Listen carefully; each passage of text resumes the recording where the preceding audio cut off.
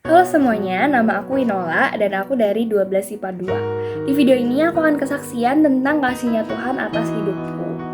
Jadi aku punya kisah di tahun 2020 di bulan Desember. Pas itu aku masih kelas 9 di semester 1. Jadi itu adalah tahun-tahun dimana orang-orang tuh masih panik banget sama COVID, karena itu juga tahun pertama sih Indonesia ada yang COVID gitu. Jadi benar-benar orang-orang tuh masih gempar dengan COVID-19. Tapi masalahnya, setelah beberapa hari aku selesai UAS itu, mamiku tuh positif COVID-19 gitu. Sehingga keluarga intiku tuh jadinya panik gitu. Dan akhirnya mami isoman di kamar, sedangkan aku, papi, Cece tuh juga masih di rumah yang sama dengan mami, tapi kami tuh nggak kontak langsung lah dengan mami gitu. Tapi masalahnya beberapa hari setelah mamiku kena COVID itu, akhirnya papiku juga kena COVID gitu. Jadi dalam satu rumah itu dari 4 orang udah setengahnya yang kena COVID gitu. Jadi ini buat bahkan keluarga besarku tuh juga panik karena kok tambah banyak nih yang kena COVID gitu. Sehingga akhirnya setelah diskusi yang panjang, yang rumit, yang melelahkan itu, akhirnya aku dan Cece memutuskan untuk mengungsi ke apartemen. Nah awalnya itu tadi aku dan Cece mau langsung nginep di rumah saudaraku, tapi karena masih panik saat itu, takut pada ketularan, dan takutnya aku dan Cece juga carrier, jadi akhirnya kami mau karantina dulu untuk di apartemen selama 2 minggu.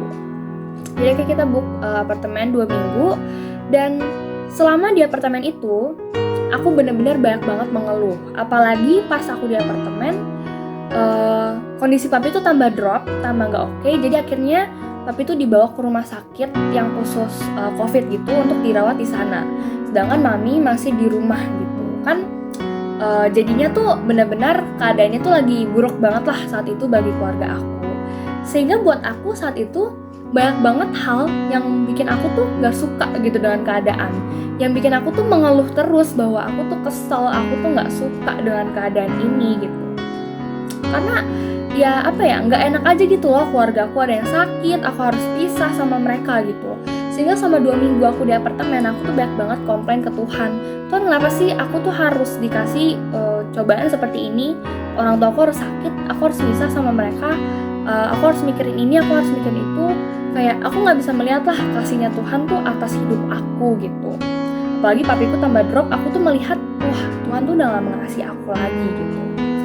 Tapi ternyata setelah aku alami itu semua itu sudah selesai, dan sekarang aku udah di titik ini, aku tuh menyadari begitu banyak banget kasih yang sebenarnya tetap ada di dalam hidupku di titik itu gitu loh, di titik dimana aku ngerasa hidupku tuh lagi down-downnya gitu.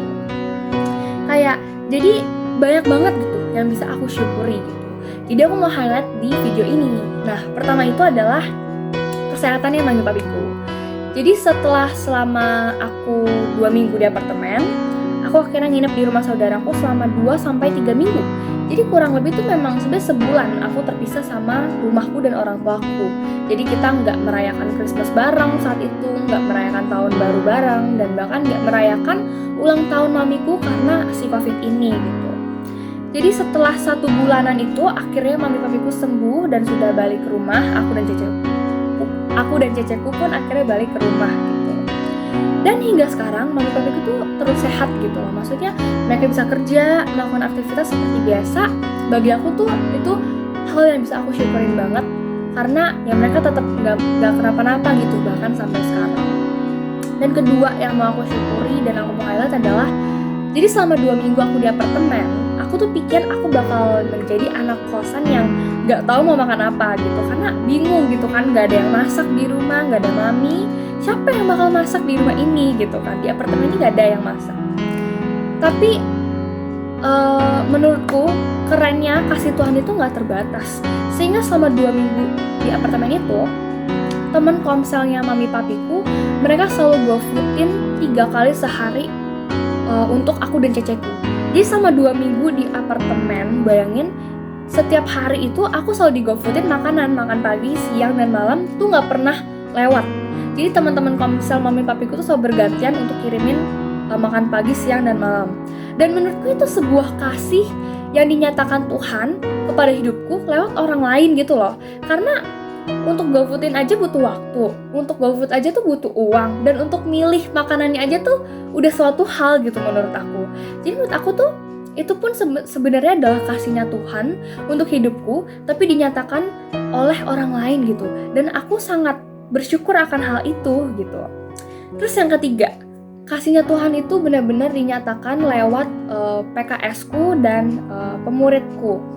Jadi di kala saat aku lagi down-downnya dan orang-orang tuh lagi panik dengan COVID, pemurid dan PKS-ku bahkan nyamperin ke apartemen buat dengerin aku cerita, buat meneguhkan aku, buat memastikan bahwa kasihnya Tuhan tuh gak pernah lepas, buat memastikan bahwa mereka pun tetap menerima aku dan gak menjauhi aku karena keluargaku tuh kena COVID gitu. Jadi bagi aku tuh itu pun sebenarnya pernyataan kasihnya Bapak kepada aku, tapi memang lewat orang lain gitu. Lalu terakhir yang aku bisa highlight adalah di titik itu dimana aku banyak mengeluh, banyak komplain, ya, aku nggak bisa melihat kasihnya Tuhan, tapi aku melihat bahwa keluarga besarku tuh merawat aku dengan baik gitu. Jadi kan setelah 2 minggu di apartemen aku nginep ya, dan aku nginep di rumah saudaraku. Dan selama aku nginep di rumah saudaraku itu, aku tuh begitu disambut, begitu dijaga, di make sure bahwa aku tuh nggak sakit juga gitu. Jadi bagi aku tuh itu pun sebuah kasih gitu. Di kala itu, di titik itu aku nggak bisa melihat kasihnya Tuhan, tapi setelah aku menghadapi itu semua, aku menyadari bahwa kasihnya Tuhan tuh nggak pernah lepas dan nggak pernah meninggalkan aku gitu. Lewat teman kalau misalnya papi mamiku, pemuridku, lewat keluarga besarku, kasihnya Tuhan tuh nggak terbatas.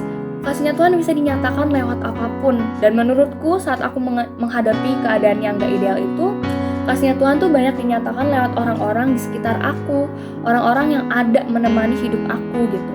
Jadi bagi aku benar-benar nyata sih kasihnya Tuhan. Benar-benar bagi aku tuh di titik itu aku kayak memang gak pernah ngerasain kasihnya Tuhan, tapi setelah itu aku begitu merasakan bahwa kasihnya Tuhan tuh begitu nyata dan real atas hidup aku, sehingga bener deh, aku kayak bener-bener bersyukur banget bahwa Tuhan tuh begitu mengasihi aku sehingga Dia gak pernah melepaskan ataupun meninggalkan aku gitu. Jadi ya itu sih yang bisa aku kesaksian atas kehidupan aku tentang kasihnya Tuhan. Thank you for listening.